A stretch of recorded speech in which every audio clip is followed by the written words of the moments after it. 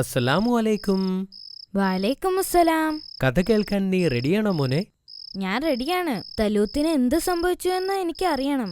ശരി, പക്ഷേ ഇന്ന് ഞാൻ പറയാൻ പോകുന്നത് തലൂത്തിനെ കുറിച്ചല്ല, മറ്റൊരു പ്രവാചകനായ ദാവൂദ് നബി അലൈഹിസ്സലാമിനെ കുറിച്ചാണ്. അതാരാണ് ബാബ? ഞാൻ പറഞ്ഞു തരാം. ഇന്നലെ നമ്മൾ എവിടെയാണ് പറഞ്ഞു നിർത്തിയതെന്ന് ഓർമ്മയുണ്ടോ? ഉണ്ട്. തലൂത്തും സൈന്യവും ഫലസ്തീൻ സൈന്യത്തെ നേരിടാൻ പോയതുവരെ ബാബ പറഞ്ഞിരുന്നു. പലസ്തീൻ സൈന്യത്തിന്റെ നേതാവ് ആരാണെന്ന് ഓർക്കുന്നുണ്ടോ? അത് ഗോലിയാത്തല്ലേ, ഒരു വലിയ മനുഷ്യൻ. മാഷാ അല്ലാ, അത് ശരിയാണ്. ശ്രദ്ധിച്ചു കേട്ടോളൂ. ബിസ്മില്ലാ.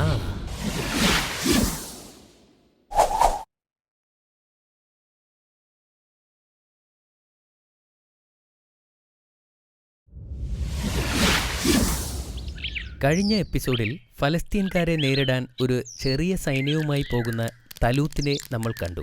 ഫലസ്തീൻകാരുടെ വലിയ സൈന്യത്തെ കണ്ടപ്പോൾ തലൂത്തിന്റെ സൈന്യത്തിൽ പലരും ഓടിപ്പോയി. ഫലസ്തീൻ സൈന്യത്തിന്റെ നേതാവ് ഭീമാകാരനും വലിയ ശക്തനുമായ ഗോലിയാത്തായിരുന്നു. രണ്ട് സൈന്യവും പരസ്പരം മുഖാമുഖം വന്നപ്പോൾ തലൂത്തിന്റെ സൈന്യത്തിൽ നിന്നും ആരെങ്കിലും അവരുടെ സൈന്യത്തിൽ ഒരാളുമായി ഒറ്റയ്ക്ക് പോരാടാൻ ഗോലിയാത്ത് വെല്ലുവിളിച്ചു. സൈന്യങ്ങളെല്ലാം ഒരുമിച്ച് പോരാടുന്നതിന് പകരം ഒറ്റയ്ക്കൊറ്റയ്ക്ക് പോരാടുന്നത് ആ കാലത്തെ ഒരു രീതിയായിരുന്നു. നമ്മളുടെ ഭാഗത്തു നിന്നും ആരാണ് തയ്യാറായിട്ടുള്ളത്? തലൂത്ത് ചോദിച്ചു. എന്നാൽ അവർക്ക് ഭയമായിരുന്നു. ആരും സ്വമേധയാ പോരാടാൻ മുന്നോട്ട് വന്നില്ല. ഗോലിയാത്തിനെതിരെ പോരാടുന്ന ആൾക്ക് ഞാൻ എൻ്റെ മകളെ വിവാഹം ചെയ്തു കൊടുക്കുന്നതാണ്, തലൂത്ത് പറഞ്ഞു. എന്നിട്ടും ആരും തയ്യാറായില്ല. എല്ലാവരും നിശബ്ദരായിരുന്നു. തലൂത്ത് നിരാശനായി.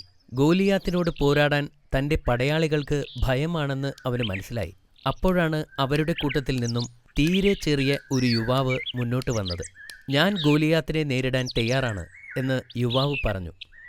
പടയാളികൾ അവനെ കണ്ട് പരിഹസിച്ച് ചിരിച്ചു. അത് ദാവൂദ് നബി അലൈഹിസ്സലാമായിരുന്നു. അദ്ദേഹത്തിൻ്റെ സഹോദരന്മാർ സൈന്യത്തിൽ പടയാളികളായിരുന്നു. അദ്ദേഹം തൻ്റെ കുടുംബത്തിലെ ഏറ്റവും ഇളയ പുത്രനായിരുന്നു. യുദ്ധരംഗത്തെക്കുറിച്ചുള്ള വാർത്തകൾ അറിയിക്കാൻ പിതാവ് യുദ്ധരംഗത്തേക്ക് അയച്ചതായിരുന്നു അദ്ദേഹത്തെ. യുദ്ധത്തിൽ പങ്കെടുക്കരുതെന്ന് കർശന നിർദ്ദേശവുമുണ്ടായിരുന്നു അദ്ദേഹത്തിന്. ആ യുവാവിൻ്റെ ധൈര്യത്തിൽ തലൂത്തിന് സന്തോഷമായി. അദ്ദേഹം പറഞ്ഞു, നിങ്ങളുടെ ധൈര്യം കണ്ട് എനിക്ക് സന്തോഷമായി. പക്ഷേ ആ കരുത്തനായ പോരാളിയോട് യുദ്ധം ചെയ്യാൻ നിങ്ങൾക്കാകില്ല. ധീരന്മാർ മുന്നോട്ട് വരട്ടെ. എന്നാൽ ഗോലിയാത്തുമായി പോരാടാൻ അദ്ദേഹം നേരത്തെ തീരുമാനിച്ചിരുന്നു. അദ്ദേഹം രാജാവിനോട് വിളിച്ചു പറഞ്ഞു, എൻ്റെ പിതാവിൻ്റെ ഉറക്കത്തെ ശല്യം ചെയ്ത ഒരു സിംഹത്തെ ഇന്നലെ ഞാൻ കൊന്നു. അതിനു മുമ്പ് ഒരു കരടിയെയും ഞാൻ ഒറ്റയ്ക്ക് കൊന്നിട്ടുണ്ട്. ദയവ് ചെയ്ത് എൻ്റെ രൂപം കണ്ട് എന്നെ വിലയിരുത്തരുത്. ആ യുവാവിൻ്റെ ധീരത കണ്ട് തലൂത്ത് ആശ്ചര്യപ്പെട്ടു. അദ്ദേഹം പറഞ്ഞു, നിങ്ങൾ യുദ്ധം ചെയ്യാൻ തയ്യാറാണെങ്കിൽ അള്ളാഹു നിങ്ങളെ സംരക്ഷിക്കുകയും ശക്തി നൽകുകയും ചെയ്യട്ടെ. അദ്ദേഹത്തെ ഒരു പോരാളിയുടെ വസ്ത്രങ്ങൾ അണിയിക്കുവാനും ഒരു വാൾ കൊടുക്കുവാനും രാജാവ് തൻ്റെ ആളുകളോട് ആവശ്യപ്പെട്ടു. എന്നാൽ ദാവൂദ് നബി യുദ്ധവസ്ത്രം ധരിക്കാൻ വിസമ്മതിച്ചു. അദ്ദേഹത്തിന് അതിൽ താൽപ്പര്യമില്ലായിരുന്നു. അത് അദ്ദേഹത്തിൻ്റെ നീക്കങ്ങൾക്ക് തടസ്സമായിരുന്നു. പടയങ്കികൾ നീക്കം ചെയ്യാൻ ആവശ്യപ്പെട്ടപ്പോൾ ചുറ്റുമുണ്ടായിരുന്നവർ ആശ്ചര്യപ്പെട്ടു. കുറച്ച് കല്ലുകൾ ശേഖരിച്ച് അദ്ദേഹം തൻ്റെ സഞ്ചിയിൽ നിറച്ചു. എന്നിട്ട് തൻ്റെ കവണയ്ക്ക് തൊട്ടടുത്തായി തോളിൽ തൂക്കിയിട്ടു. തലൂത്ത് ഇപ്പോൾ വിഷമത്തിലാണ്. നിങ്ങളെങ്ങനെയാണ് കുറച്ച് കല്ലും ഒരു കവണയുമായി യുദ്ധത്തെ പ്രതിരോധിക്കാൻ പോകുന്നത്? അദ്ദേഹം ചോദിച്ചു. കരടിയുടെ നഖങ്ങളിൽ നിന്നും സിംഹത്തിൻ്റെ പല്ലുകളിൽ നിന്നും എന്നെ രക്ഷിച്ച അള്ളാഹു ഈ ശത്രുക്കളിൽ നിന്നും എന്നെ രക്ഷിക്കും, പ്രവാചകൻ മറുപടി പറഞ്ഞു. പ്രവാചകൻ ശത്രുക്കളുടെ നേരെ നടന്നു. അത് കണ്ടപ്പോൾ എതിർ സൈന്യത്തിലുള്ളവർ പൊട്ടിച്ചിരിച്ചു. യുദ്ധം ചെയ്യാൻ വന്ന ആ യുവാവിനെ കണ്ടപ്പോൾ ഗോലിയാത്ത് പൊട്ടിച്ചിരിച്ചുകൊണ്ട് ചോദിച്ചു, നീ ഇവിടെ കളിക്കാൻ വന്നതാണോ? അതോ നിനക്ക് ജീവിതം മടുത്തോ? എൻ്റെ വാൾ ഒറ്റത്തവണ വീശി നിന്റെ തല വെട്ടാൻ എനിക്ക് കഴിയും. അപ്പോൾ ദാവൂദ് നബി പറഞ്ഞു, നിങ്ങൾക്ക് മേലങ്കിയും കവചങ്ങളും വാളും ഉണ്ടായിരിക്കാം. എന്നാൽ ഞാൻ അള്ളാഹുവിൻ്റെ നാമത്തിൽ നിങ്ങളെ നേരിടും. എൻ്റെ റബ്ബിൻ്റെ നിയമങ്ങളാണ് നിങ്ങൾ പരിഹസിക്കുന്നത്. ഇങ്ങനെ പറഞ്ഞുകൊണ്ട് അദ്ദേഹം തൻ്റെ കവണയിൽ ഒരു കല്ല് വച്ച് ഗോലിയാത്തിനെ ലക്ഷ്യം വച്ച് നിന്നു. അദ്ദേഹം തൊടുത്തുവിട്ട ആ കല്ല് ശരവേഗത്തിൽ ചെന്ന് ഗോലിയാത്തിന്റെ നെറ്റിയിൽ പതിച്ചു. ഗോലിയാത്തിന്റെ നെറ്റിയിൽ നിന്നും രക്തമൊഴുകി. തന്റെ വാൾ വീശാനുള്ള അവസരത്തിന് മുമ്പ് തന്നെ ആ ഭീമൻ നിലം പതിച്ചു. അവിടെ നടന്ന കാര്യങ്ങൾ കണ്ടപ്പോൾ ഫലസ്തീൻ സൈന്യം ഞെട്ടിപ്പോയി. അവരുടെ നേതാവ് കൊല്ലപ്പെട്ടിരിക്കുന്നു എന്ന സത്യം മനസ്സിലാക്കിയപ്പോൾ അവർ ജീവനും കൊണ്ട് ഓടിപ്പോയി. തലൂത്തിനും സൈന്യത്തിനും സംഭവിച്ചതൊന്നും വിശ്വസിക്കാൻ കഴിഞ്ഞില്ല. യുദ്ധത്തിൽ അവർ ജയിച്ചിരിക്കുന്നു.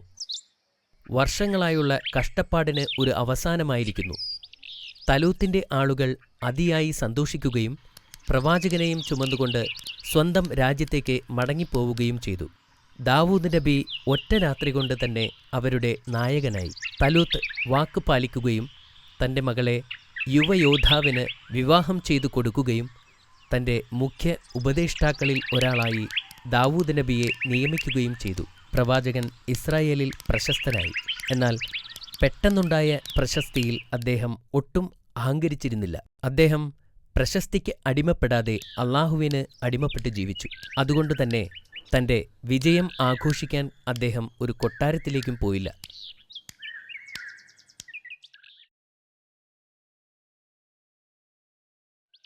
അള്ളാഹുവിനെ മഹത്വപ്പെടുത്തുന്നതിനു വേണ്ടി അദ്ദേഹത്തിൻ്റെ മനോഹരമായ ശബ്ദത്തിൽ അള്ളാഹുവിനെ പുകഴ്ത്തി പാടുകയും ചെയ്തു. അദ്ദേഹം പാടിത്തുടങ്ങിയപ്പോൾ പക്ഷികൾ, സസ്യങ്ങൾ എന്നിവ അദ്ദേഹത്തോടൊപ്പം ചേർന്ന് അള്ളാഹുവിനെ പുകഴ്ത്തിപ്പാടി. അള്ളാഹു അദ്ദേഹത്തെ പ്രവാചകനായി തിരഞ്ഞെടുത്തു. അദ്ദേഹത്തെ പ്രവാചകനായി തിരഞ്ഞെടുത്തപ്പോൾ പക്ഷികളും മൃഗങ്ങളും അദ്ദേഹത്തോടൊപ്പം സന്തോഷം പങ്കിട്ടു. അതുമാത്രമല്ല, മൃഗങ്ങളുടെയും പക്ഷികളുടെയും ഭാഷകൾ മനസ്സിലാക്കാനുള്ള കഴിവും അള്ളാഹു ദാവൂദ് നബിക്ക് നൽകി അനുഗ്രഹിച്ചിരുന്നു. പ്രവാചകന് ആ സമയത്ത് ഒന്നിടവിട്ട ദിവസങ്ങളിൽ നോമ്പെടുക്കുന്ന ശീലമുണ്ടായിരുന്നു. അദ്ദേഹം രാത്രിയുടെ ആദ്യ പകുതിയിൽ ഉറങ്ങുകയും പിന്നീട് കുറേ സമയത്തേക്ക് പ്രാർത്ഥിക്കുകയും അത് കഴിഞ്ഞ് വീണ്ടും പോയി കിടന്നുറങ്ങുകയും ചെയ്തിരുന്നു. അക്കാലത്ത് നിരവധി യുദ്ധങ്ങൾ നടന്നിട്ടുണ്ട്. ഇസ്രായേൽ ജനത്തിനു വേണ്ടി ഓരോ യുദ്ധവും ജയിക്കാൻ അദ്ദേഹത്തിന് കഴിഞ്ഞിട്ടുണ്ട്. ജനം അദ്ദേഹത്തെ അങ്ങേയറ്റം സ്തുതിക്കുകയും സ്നേഹിക്കുകയും ചെയ്തു. തലൂത്തിന് പ്രവാചകനോട് അസൂയ തോന്നിത്തുടങ്ങി. ജനങ്ങൾ അദ്ദേഹത്തേക്കാൾ കൂടുതൽ പ്രവാചകനെ സ്തുതിക്കുന്നതും സ്നേഹിക്കുന്നതും അദ്ദേഹത്തിന് ഇഷ്ടപ്പെട്ടില്ല. ഒരു ദിവസം രാജാവിന് തന്നോടുള്ള പെരുമാറ്റത്തിൽ എന്തോ പന്തികേടുള്ളതായി അദ്ദേഹത്തിന് തോന്നി. തൻ്റെ പിതാവിനെ വിഷമിപ്പിക്കുന്നതെന്താണെന്ന് അദ്ദേഹം ഭാര്യയോട് ചോദിച്ചു. അപ്പോൾ അദ്ദേഹത്തിൻ്റെ ഭാര്യ കരഞ്ഞുകൊണ്ട് പറഞ്ഞു, നിങ്ങളിൽ നിന്ന് ഒരു കാര്യവും മറച്ചുവെക്കാൻ എനിക്ക് കഴിയുകയില്ല.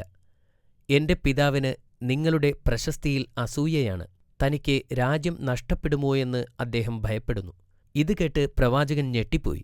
തലൂത്ത് എന്തോ ആസൂത്രണം ചെയ്യുന്നുണ്ടെന്നും പ്രവാചകനോട് സൂക്ഷിക്കണമെന്നും അദ്ദേഹത്തിൻ്റെ ഭാര്യ പറഞ്ഞു.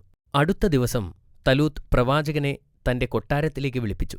അദ്ദേഹം പ്രവാചകനോട് പറഞ്ഞു, കനാൻ തങ്ങളുടെ സൈന്യത്തെ വിളിച്ചുകൂട്ടി നമുക്കെതിരെ പുറപ്പെട്ടിരിക്കുന്നു. നിങ്ങൾ നമ്മുടെ സൈന്യത്തെ ഒരുമിച്ചുകൂട്ടി അവരുമായി യുദ്ധം ചെയ്യണം. നിങ്ങൾ വിജയികളാകാതെ തിരിച്ചു വരരുത്. പ്രവാചകനെ ഒഴിവാക്കാനുള്ള അദ്ദേഹത്തിൻ്റെ സൂത്രമാണിതെന്ന് നബിക്ക് മനസ്സിലായി. ഞാൻ സൈന്യവുമായി അവരോട് യുദ്ധം ചെയ്യാം, അദ്ദേഹം മറുപടി പറഞ്ഞു. കനാന്റെ സൈന്യം വലുതും ശക്തവുമാണെന്ന് അദ്ദേഹത്തിന് അറിയാമായിരുന്നു. എന്നിട്ടും അദ്ദേഹം യുദ്ധം ചെയ്യാൻ തീരുമാനിച്ചു. ദാവൂദ് നബി കനാൻകാരെ ധീരതയോടെ നേരിട്ടു. നിരവധി ദിവസങ്ങൾ നീണ്ടുനിന്ന ഭീകരമായ പോരാട്ടത്തിനു ശേഷം അള്ളാഹു അവരെ വിജയം നൽകി അനുഗ്രഹിച്ചു. യുദ്ധത്തിൽ നബി കൊല്ലപ്പെടുമെന്ന് തലൂത്ത് കരുതി. പ്രവാചകൻ അത്തരമൊരു വലിയ സൈന്യത്തെ തോൽപ്പിക്കുമെന്ന് അദ്ദേഹം ഒരിക്കലും പ്രതീക്ഷിച്ചിരുന്നില്ല.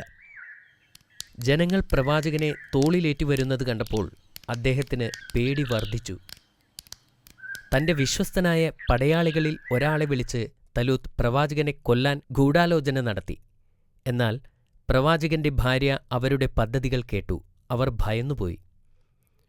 അവൾ പ്രവാചകന്റെ അടുത്തേക്ക് ഓടിച്ചെന്ന് ഉടൻ അവിടെ നിന്ന് രക്ഷപ്പെടാൻ ആവശ്യപ്പെട്ടു. പ്രവാചകൻ തൻ്റെ സാധനങ്ങളും ഭക്ഷണങ്ങളുമായി ഒട്ടകപ്പുറത്ത് കയറി യാത്രയായി.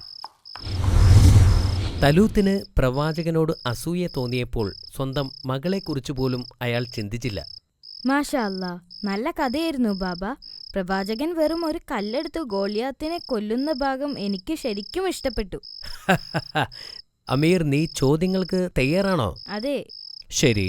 പലസ്തീൻ സൈന്യത്തിന്റെ നേതാവിന്റെ പേരെന്താണ്? അത് ഞാനിപ്പോ പറഞ്ഞില്ലേ, ഗോലിയാത്തായിരുന്നു.